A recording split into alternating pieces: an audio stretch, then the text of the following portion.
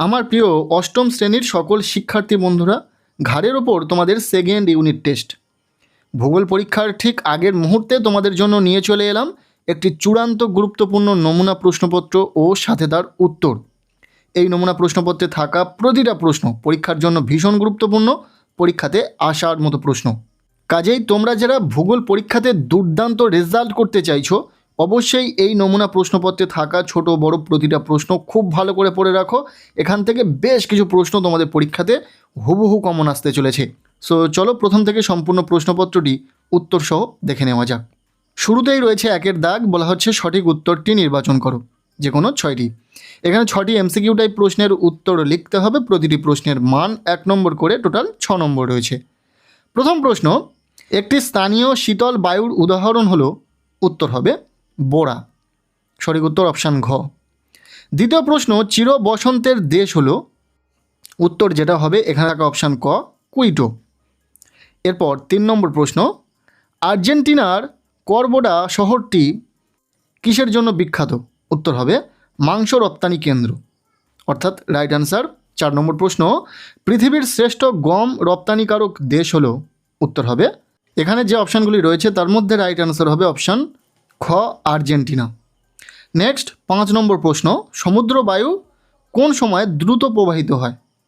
উত্তর হবে বিকালবেলা।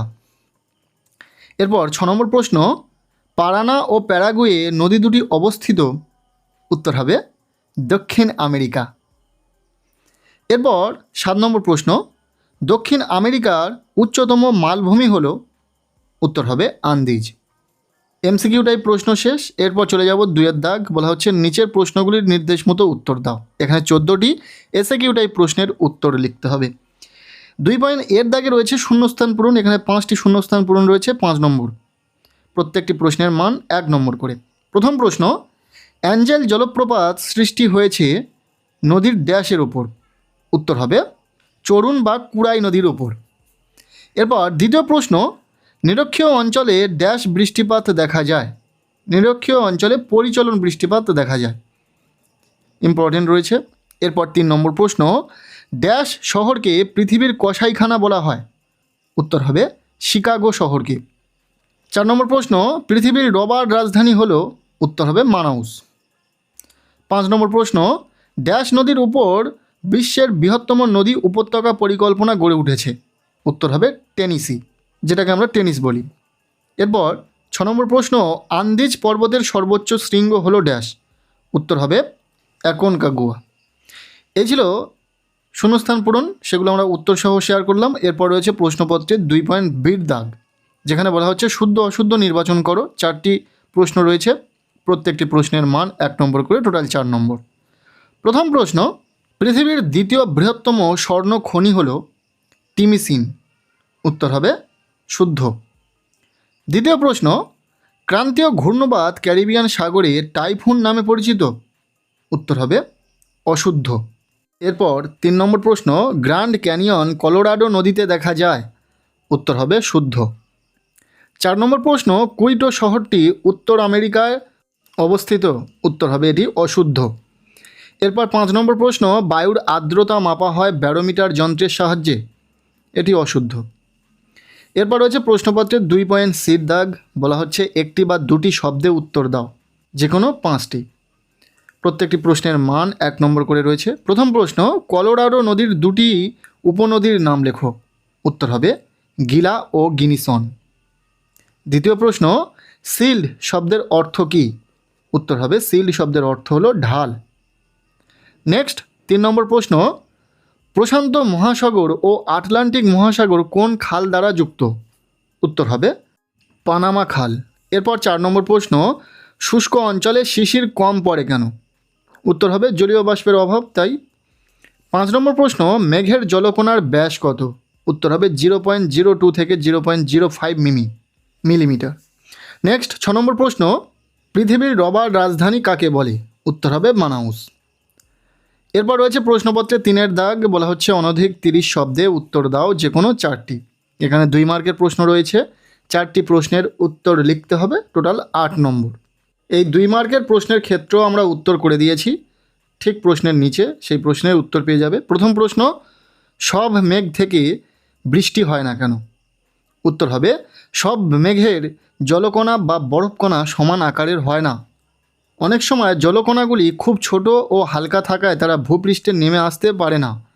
যখন জলকণাগুলি পরস্পরের সঙ্গে মিলিত হয়ে বড় ও ভারী হয় তখনই বৃষ্টিপাত ঘটে। তাই সব মেঘ থেকে বৃষ্টি হয় না। বোঝা গেল? দ্বিতীয় প্রশ্ন, শুষ্ক অঞ্চলে শিশির কম পড়ে কেন? উত্তর হবে শিশির গঠনের জন্য বায়ুতে পর্যাপ্ত জলীয় বাষ্প থাকা প্রয়োজন। শুষ্ক অঞ্চলের বায়ুতে জলীয় বাষ্পের পরিমাণ খুব কম থাকে, ফলে রাতে তাপমাত্রা কমলেও পর্যাপ্ত ঘনীভবন হয় না। তাই শুষ্ক অঞ্চলে শিশির খুব কম পড়ে। এরপর 3 নম্বর প্রশ্ন, কানাডীয় শিল্ড অঞ্চলে অসংখ্য হ্রদ দেখা যায় কেন? উত্তর হবে অতীতে কানাডীয় শিল্ড অঞ্চল বিস্তীর্ণ হিমবাহে আবর্ত ছিল। হিমবাহের ক্ষয়কার্যের ফলে অসংখ্য গর্ত ও অবনমিত ভূমির সৃষ্টি হয়। পরে হিমবাহ গলে সেই গর্তগুলিতে জল জমে অসংখ্য হ্রদের সৃষ্টি হয়েছে। এরপর 4 নম্বর প্রশ্ন, বৃষ্টিপাত কিভাবে সংঘটিত হয় তা ব্যাখ্যা করো। প্রত্যেকটি প্রশ্ন কিন্তু ইম্পর্টেন্ট। আমরা প্রতিটা প্রশ্নের উত্তরটা যথাযথ শেয়ার করেছি। যদি এই প্রশ্নগুলোর উত্তর নিয়ে তোমাদের কোনো রকম ডাউট বা যদি সহমত না হয়ে থাকো তাহলে অবশ্যই সঠিক উত্তরটা কমেন্ট সেকশানে জানিয়ে দিয়ে যাবে। উত্তর হবে সূর্যের তাপে নদী, সমুদ্র, হ্রদ প্রভৃতির জল বাষ্পীভূত হয়ে উপরে ওঠে। উপরে গিয়ে ঠান্ডা হয়ে জলীয় বাষ্প ঘনীভূত হয়ে মেঘ তৈরি করে। মেঘের জলকণাগুলি বড় ও ভারী হলে অভিকর্ষের প্রভাবে বৃষ্টি হয়ে ভূপৃষ্ঠে নেমে আসে। বোঝা গেল? এরপর 5 নম্বর প্রশ্ন, উত্তর আমেরিকার কোন শহরকে পৃথিবীর কসাইখানা বলা হয়? উত্তর আমেরিকার শিকাগো শহরকে পৃথিবীর কসাইখানা বলা হয় কারণ এই শহরে বিপুল পরিমাণে গবাদি পশু জবাই, মাংস সংরক্ষণ ও মাংস প্রক্রিয়াকরণ শিল্প গড়ে উঠেছে। তাই শিকাগো এই নামে পরিচিত। প্রশ্নপত্রের 2 মার্কের প্রশ্ন শেষ। এরপর রয়েছে প্রশ্নপত্রের 4-এর দাগ। বলা হচ্ছে অনধিক 50 শব্দে উত্তর দাও যে কোনো 4টি। এখানে 3 মার্কের বড় প্রশ্ন রয়েছে। টোটাল 4টি প্রশ্নের উত্তর লিখতে হবে, 12 নম্বর রয়েছে। প্রথম প্রশ্ন, পম্পাস অঞ্চলে কৃষিকাজ ও পশুপালন সম্বন্ধে যা জানো লেখো। ইম্পর্টেন্ট প্রশ্ন, পরীক্ষাতে আসার সম্ভাবনা রয়েছে। আমরা উত্তরটা শেয়ার করিনি, বাট যদি তোমাদের উত্তর না জানা থাকে বা তোমাদের কাছে যদি কোনো রেফারেন্স বই না থাকে তাহলে অবশ্যই কমেন্ট সেকশানে জানাবে। আমরা যথাযথ উত্তর শেয়ার করে দেওয়ার চেষ্টা করব। এরপর দ্বিতীয় প্রশ্ন, অ্যামাজন নদীর মোহনায় বদ্বীপ সৃষ্টি হয়নি কেন? এটিও গুরুত্বপূর্ণ। নেক্সট 3 নম্বর প্রশ্ন, চিত্রসহ শৈলক্ষেপ বৃষ্টিপাত বর্ণনা করো। 4 নম্বর প্রশ্ন, মেঘ কিভাবে সৃষ্টি হয়? এরপর 5 নম্বর প্রশ্ন, দক্ষিণ আমেরিকার অ্যামাজন নদীর মোহনায় বদ্বীপ সৃষ্টি না হওয়ার কারণ ব্যাখ্যা করো। এরপর 6 নম্বর প্রশ্ন, টিকা লেখো কিউমুলোনিম্বাস মেঘ। 3 মার্কের জন্য এই প্রশ্নগুলি গুরুত্ব দিয়ে পড়বে। এরপর রয়েছে প্রশ্নপত্রে 5-এর দাগ। বলা হচ্ছে অনধিক 80 শব্দে উত্তর দাও যে কোনো 2টি। এখানে 5 মার্কের প্রশ্ন রয়েছে, 2টি প্রশ্নের উত্তর লিখতে হবে, টোটাল 10 নম্বর। প্রথম প্রশ্ন, চাপ বলয়ের সঙ্গে নিয়ত বায়ুপ্রবাহের সম্পর্ক লেখো। খুবই গুরুত্বপূর্ণ একটি প্রশ্ন। এরপর দ্বিতীয় প্রশ্ন, সমুদ্রবায়ু ও স্থলবায়ুর উৎপত্তি সম্পর্কে আলোচনা করো।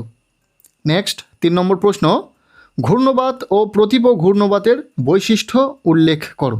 5 মার্কের জন্য এই 3টি প্রশ্নই ভীষণ ইম্পর্টেন্ট। এছাড়াও আমরা আরও একটি নমুনা প্রশ্নপত্রের সেট শেয়ার করেছি, সেখানে যে প্রশ্নগুলি রয়েছে খুব ভালো করে পড়ে নেবে, তাহলেই তোমাদের সাজেস্টিভ প্রশ্নগুলো সমস্তটাই পড়া হয়ে যাবে এবং পরীক্ষাতে দুর্দান্ত রেজাল্ট করবে। আজকের এই ভিডিওটি কেমন লাগলো অবশ্যই জানিও। ভিডিওটি ভালো লেগে থাকলে লাইক করে দিও, চ্যানেলে নতুন হলে চ্যানেলটিকে সাবস্ক্রাইব করে রেখো, আর পারলে ভিডিওটি প্রচুর শেয়ার করে দাও।